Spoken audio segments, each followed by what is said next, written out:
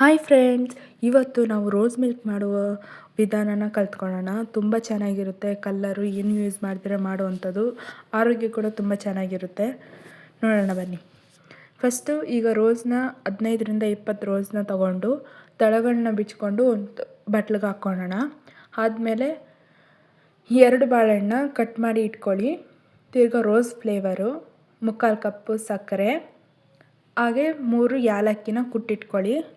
ಅದಾದಮೇಲೆ ನಾವು ಈಗನ ರೋಸ್ನ ತೊಳೆದು ಇಟ್ಕೊಂಡಿದ್ದೀನಿ.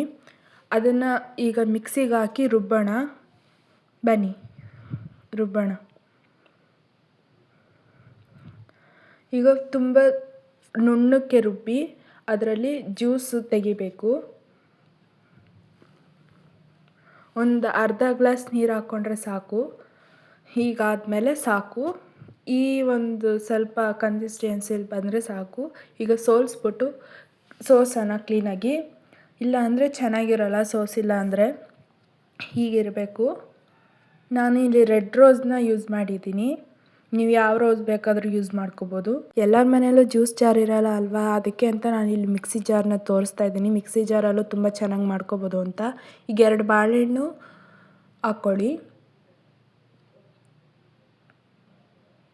3/4 ಕಪ್ ಸಕ್ಕರೆ ಹಾಕ್ಕೊಳ್ಳೋಣ. 3/4 ಕಪ್ ಸಕ್ಕರೆ, ರೋಸ್ ಎಸೆನ್ಸು, ಕುಟ್ಟಿರುವಂಥ ಏಲಕ್ಕಿ. ಈಗ ಇದನ್ನಿಷ್ಟನ್ನು ಹಾಕಿ ನಾವು ರುಬ್ಕೊಳ್ಳೋಣ. ಈಗ ಈ ಥರ ಆದರೆ ಸಾಕು. ಈಗ ನಾವು ಇಷ್ಟು ಮಾಡಿಕೊಂಡ್ರೆ ಸಾಕು. ಅವೆರಡನ್ನು ಮಿಕ್ಸ್ ಮಾಡಿ ಅಷ್ಟೇ. ಈಗ ನಾವು ಕುಡಿಯೋದಕ್ಕೆ ಸಿದ್ಧ. ಇಷ್ಟ ಆದರೆ ಲೈಕ್ ಮಾಡಿ, ಶೇರ್ ಮಾಡಿ, ಸಬ್ಸ್ಕ್ರೈಬ್ ಮಾಡಿ. Thank you.